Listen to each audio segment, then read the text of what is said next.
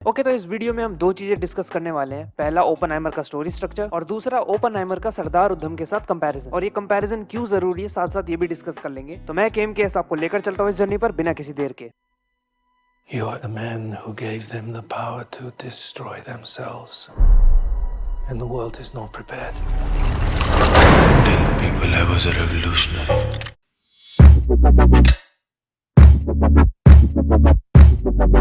Christopher Nolan sir की movies की main highlight होती है उनकी नॉन लीनियर स्टोरी टेलिंग, जो कि हमें उनकी ज्यादातर मूवीज में दिखती है। फिर चाहे वो इंसेप्शन हो, इंटरस्टेलर हो, द प्रेस्टीज हो, या उनकी पहली मूवी फॉलोइंग। देखो, फिलहाल मैं अज्यूम करके चल रहा हूँ कि आप लोगों को पता है कि नॉन लीनियर स्टोरी टेलिंग क्या होती है। अगर नहीं पता है तो एक बेसिक डेफिनेशन दे देता हूँ। नॉन लीनियर स्टोरी टेलिंग का वो तरीका होता है जिसमें इवेंट्स नॉन क्रोनोलॉजिकल ऑर्डर में बताए जाते हैं। जैसे मान लीजिए हम एक कैरेक्टर की कहानी बता रहे हैं, उसके जन्म से लेके उसकी डेथ तक की, तो उसका क्रोनोलॉजिकल ऑर्डर होगा उसका जन्म, उसकी स्कूलिंग, उसकी कॉलेज लाइफ, उसकी जॉब, उसकी रिटायरमेंट, और उसके बाद उसकी डेथ। और अगर मैं इसी कहानी को नॉन क्रोनोलॉजिकल ऑर्डर में दिखाऊं, यानी मान लीजिए मैंने पहले उसका जन्म दिखाया, फिर जॉब, फिर डेथ, फिर रिटायरमेंट, फिर स्कूल लाइफ, और उसके बाद कॉलेज लाइफ, तो ये हमारी नॉन लीनियर स्टोरी टेलिंग हो जाएगी। पर इसी जगह पे एक ऐसी चीज आती है जो क्रिस्टोफर नोलन सर की नॉन लीनियर स्टोरी टेलिंग को सबसे अलग बनाती है। जैसे मैं इन्हीं 6 इवेंट्स को 720 अलग अलग वेज में अरेंज कर सकता हूँ, और अपनी स्टोरी को नॉन लीनियर रखने के लिए कोई भी एक रैंडम अरेंजमेंट चूज कर सकता हूँ। पर क्रिस्टोफर नोलन सर कभी भी सीन्स को रैंडमली अरेंज नहीं करते हैं, वो हमेशा अपनी स्टोरी टेलिंग का एक पैटर्न बनाते हैं। यहाँ पर मैं उनकी मूवी मोमेंटो का एग्जांपल देना चाहूंगा। अगर आपको नहीं पता तो बता दूं कि गजनी की कहानी इसी फिल्म से इंस्पायर्ड है।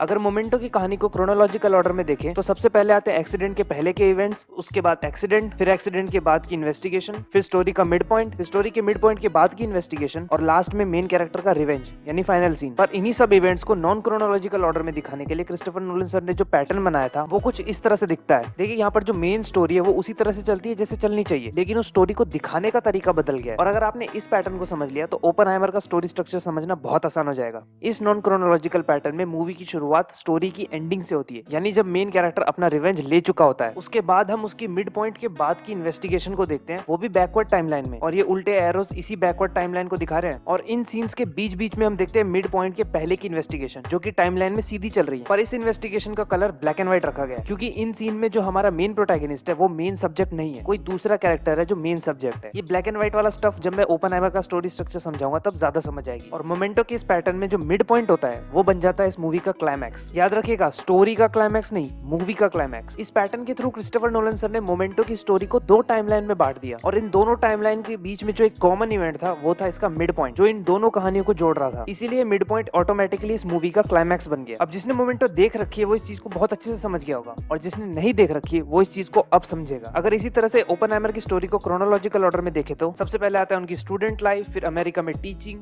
फिर कम्युनिस्ट रिलेशन, फिर लव लाइफ, फिर मैनहट्टन प्रोजेक्ट, फिर लुइस स्ट्रॉस से इंट्रोडक्शन और आइंस्टाइन से कन्वर्सेशन, और फिर फाइनली ओपनहाइमर की ट्रायल, और लास्ट में लुइस स्ट्रॉस की ट्रायल। अब जैसे मोमेंटो में क्रिस्टोफर नोलन सर ने 2 टाइमलाइन बनाई थी, उसी तरह से ओपनहाइमर में भी उन्होंने 2 टाइमलाइन बनाई, एक ओपनहाइमर की और एक लुइस स्ट्रॉस की, जहां पर वो ओपनहाइमर की टाइमलाइन को नाम देते हैं फिजन, क्योंकि एटॉमिक बॉम्ब एक फिजन रिएक्शन शो करता है, और Oppenheimer father of atomic bomb जाने जाते हैं। और वो लुइस स्ट्रॉस की टाइमलाइन को नाम देते हैं फ्यूजन, क्योंकि हाइड्रोजन बॉम्ब इसी रिएक्शन पे काम करता है, और हाइड्रोजन बॉम्ब ही लुइस स्ट्रॉस और ओपनहाइमर की बीच की टेंशन का रीजन था। और क्रिस्टोफर नोलन सर इस टाइमलाइन को ब्लैक एंड व्हाइट कलर में शो करते हैं। अब इस कलर और ब्लैक एंड व्हाइट सीन के बीच का डिफरेंस थोड़ा और डिटेल में समझते हैं। जो हमारे कलर वाले सीन है, यानी जो हमारा फिजन वाले सीन है, वो है हमारा सब्जेक्टिव पॉइंट ऑफ व्यू, और जो हमारे ब्लैक एंड व्हाइट वाले सीन है यानी फ्यूजन, वो है हमारा ऑब्जेक्टिव पॉइंट ऑफ व्यू। अब यहाँ पे जो सारा खेल है इस सब्जेक्टिव और ऑब्जेक्टिव का ही है। जो कलर वाले सीन है उसमें ओपनहाइमर हमारा मेन सब्जेक्ट है, यानी हम उसी की कहानी उसी के पॉइंट ऑफ व्यू से देख रहे हैं। लेकिन ब्लैक एंड व्हाइट वाले स्टफ में वो हमारा ऑब्जेक्टिव बन जाता है, यानी हम उसकी कहानी लुइस स्ट्रॉस के पॉइंट ऑफ व्यू से देखते हैं। और यही सेम चीज हमें मोमेंटो में भी देखने को मिली थी। हम एक दूसरे कैरेक्टर की कहानी मेन प्रोटैगनिस्ट के पॉइंट ऑफ व्यू से देख रहे थे। बस इन दोनों मूवीज में फर्क इतना है कि मेन प्रोटैगनिस्ट किसी दूसरे कैरेक्टर को एज ऑब्जेक्टिव नहीं ले रहा, बल्कि कोई दूसरा कैरेक्टर मेन प्रोटैगनिस्ट को एज एन ऑब्जेक्टिव ले रहा है। और एक बार फिर जैसे मोमेंटो में था, एक ऐसा सीन जो इन दोनों टाइमलाइन में कॉमन था, वो इस मूवी का क्लाइमैक्स बन जाता है। इस सीन को भी हम 2 बार देखते हैं, एक बार मूवी की स्टार्टिंग में लुइस स्ट्रॉस के पर्सपेक्टिव से ब्लैक एंड व्हाइट में, और दूसरी बार ओपनहाइमर के पर्सपेक्टिव से, वो भी कलर में। इसी सब्जेक्टिव और ऑब्जेक्टिव के डिफरेंस की वजह से हम स्टार्टिंग में ओपनहाइमर और आइंस्टाइन की कन्वर्सेशन को नहीं देख पाते। इस मूवी में और भी कई चीजें जिनके ऊपर डिस्कशन किया जा सकता है, पर उन सब पे हम डिस्कशन तब करेंगे जब ये मूवी डिजिटली रिलीज हो जाएगी। पर फिलहाल हम जिस चीज पे डिस्कशन करने वाले हैं वो है ओपनहाइमर और सरदार उधम का कंपैरिजन।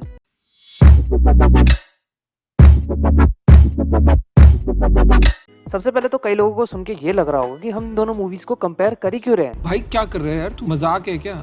मैं खुद अननेसेसरी कंपैरिजंस के खिलाफ हूँ। मैं कंपैरिजंस का यूज तभी करता हूँ जब जरूरी होता है। जैसे इसी वीडियो में मैंने ओपनहाइमर के स्टोरी स्ट्रक्चर को समझाने के लिए उसका कंपैरिजन मोमेंटो के स्टोरी स्ट्रक्चर के साथ किया। लेकिन ट्रस्ट मी, ये कंपैरिजन बहुत जरूरी है। जब ओपनहाइमर रिलीज हुई थी तो मैंने देखा कि कई लोग अननेसेसरी इस मूवी का कंपैरिजन परमाणु मूवी के साथ कर रहे थे, जो कि इंडिया के कुछ सेल्फ प्रोक्लेम्ड रिव्यूअर हर बार करते हैं। कोई मूवी रिलीज नहीं होती कि उसका कंपैरिजन दूसरी मूवी के साथ करने लगते हैं, जो कि उनकी नजर में एक रिव्यू है। एक ने तो ओपनहाइमर के रिलीज के टाइम पे ये भी कहा था कि इस मूवी को देखते वक्त मेरे को परमाणु की याद आ गई, और इंडिया में बनी है तो क्या हुआ, वो भी कमाल की पिक्चर है। मैं खुद कहता हूँ कि परमाणु बहुत अच्छी मूवी है, लेकिन कंपेयर करने का कोई रीजन भी तो होना चाहिए, या फिर बस दोनों में एटॉमिक बॉम्ब दिख रहा है तो कंपेयर कर देते हैं। खैर, इन लोगों के ऊपर बहुत बाद में बात करेंगे, और बहुत बाद में मेरा मतलब इस वीडियो के बाद में नहीं, चैनल पे बहुत बाद में। किसी दिन वक्त निकाल कर भोसड़ी का कहूंगा तुझे।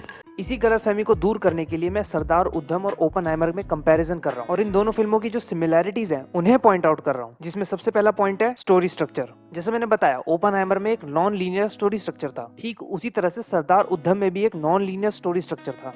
हालांकि सरदार उद्धम के स्टोरी स्ट्रक्चर को पैटर्न वाइज इलेबोरेट करना थोड़ा मुश्किल है, लेकिन इस मूवी का स्टोरी स्ट्रक्चर अपनी कहानी को पूरी तरह से जस्टिफाई कर रहा है। दूसरा पॉइंट है इन दोनों मूवी की कहानी। ये दोनों ही मूवी एक रियल लाइफ पर्सनैलिटी की बायोग्राफी है। वहीं दूसरी तरफ अगर हम परमाणु को देखें तो वो एक इवेंट बायोग्राफी थी। देखिए, परमाणु में हम इंडिया के फर्स्ट एटॉमिक टेस्ट की कहानी देखते हैं, क्योंकि इस मूवी का मेन प्लॉट ही इंडिया का फर्स्ट एटॉमिक टेस्ट था। और परमाणु की तरह ही ओपनहाइमर और सरदार उद्धम मूवी एक इंपॉर्टेंट इवेंट को कवर करती है, मैनहट्टन प्रोजेक्ट और जलियांवाला बाग इंसिडेंट। लेकिन ये इस मूवी के मेन प्लॉट नहीं थे, क्योंकि ये इवेंट हमारे मेन प्रोटैगनिस्ट की कहानी में शामिल है, इसीलिए हम ये इवेंट देखते हैं। तीसरी सिमिलरिटी जो मुझे इन दोनों मूवी में लगी वो है character study of a supporting character. देखिए, ओपनहाइमर मूवी में मेजरली दो कैरेक्टर को समझते हैं, एक ओपनहाइमर के कैरेक्टर को क्योंकि वो हमारा मेन प्रोटैगनिस्ट है, और दूसरा लुइस स्ट्रॉस के कैरेक्टर को। ठीक उसी तरह से हम सरदार उद्धम मूवी में भी मेजरली दो कैरेक्टर को समझते हैं, पहला सरदार उद्धम जी के कैरेक्टर को क्योंकि वो हमारे मेन प्रोटैगनिस्ट है, और दूसरा भगत सिंह जी के कैरेक्टर को। आप बायस नहीं हो सकते, कम्युनल नहीं हो सकते, कास्टिस्ट नहीं हो सकते, रेवोल्यूशनरीज में क्लास नहीं होती। चौथा और फाइनल पॉइंट जो मैं यहाँ पे मेंशन करना चाहूंगा वो इन दोनों मूवीज की एंडिंग। जैसा हम ओपनहाइमर में देखते हैं, ओपनहाइमर अपने विजन के बाद अपनी आंखें बंद करता है और एंड क्रेडिट से पहले हमें ओपनहाइमर मूवी का नाम बड़े टाइटल्स में दिखता है, जो कि ये सिंबलाइज करता है कि ये वो पॉइंट था जब ओपनहाइमर रियलाइज करता है Now I am become death, the destroyer of worlds. और यही वो पॉइंट था जब ओपनहाइमर वो ओपनहाइमर बनता है जिसे हम सब जानते हैं। ठीक इसी तरह से सरदार उद्धम मूवी के क्लाइमैक्स में भी एंड क्रेडिट से पहले सरदार उद्धम का नाम बड़े टाइटल्स में दिखता है, और यहाँ पे भी यही सिंबलाइज करा जा रहा है कि ये वो मूवमेंट था जब सरदार उद्धम वो सरदार उद्धम बनते हैं जिसे हम सब जानते हैं। और एक स्पेशल मेंशन करना चाहूंगा मैं सरदार उद्धम के रिवेंज वाले सीन का। जैसे ओपनहाइमर मूवी में हम ओपनहाइमर और आइंस्टाइन की कन्वर्सेशन को दो बार देखते हैं अलग अलग पर्सपेक्टिव से, ठीक उसी तरह से इस सीन को भी हम दो बार देखते हैं, एक बार मूवी की स्टार्टिंग में और एक बार मूवी की एंडिंग में। सरदार उद्धम जब स्टार्टिंग में अपना रिवेंज लेते हैं तब ऑडियंस उस रिवेंज से बिल्कुल कनेक्ट नहीं कर पाती। उनको नहीं पता वो किससे रिवेंज ले रहे हैं, क्यों ले रहे हैं। इस चीज को दूसरे शब्दों में कहूँ तो ऑडियंस सरदार उद्धम के पर्सपेक्टिव से अनअवेयर थी। लेकिन जब मूवी की एंडिंग में ये सीन दोबारा आता है तब तक ऑडियंस का पर्सपेक्टिव चेंज हो चुका होता है। ऑडियंस भी इस रिवेंज को फील करती है और सरदार उद्धम जी के कैरेक्टर के साथ खुद को कनेक्ट कर पाती है। When did you plan the assassination? 21 साल इंतजार किया मैंने। और सिर्फ ओपनहाइमर से कंपैरिजन में नहीं, अगर इंडिविजुअली भी देखो तो सरदार उद्धम एक बहुत ही कमाल की मूवी है। फिर भी इसे इंडिया की ऑफिशियल ऑस्कर एंट्री बनाकर नहीं भेजा गया था, और रीजन दिया गया था कि इसमें हमने ब्रिटिशर्स को बुरा दिखाया है। अरे बेटा, इससे भी कोई नीच ख्याल हो तो मन में ना रखो, वो भी बता दो हमको। इसी के साथ मैं केएम के हिसाब से विदा लेता हूँ और बहुत जल्द मिलूंगा आपसे एक नई वीडियो में। तब तक के लिए स्टे सेफ, स्टे हेल्दी।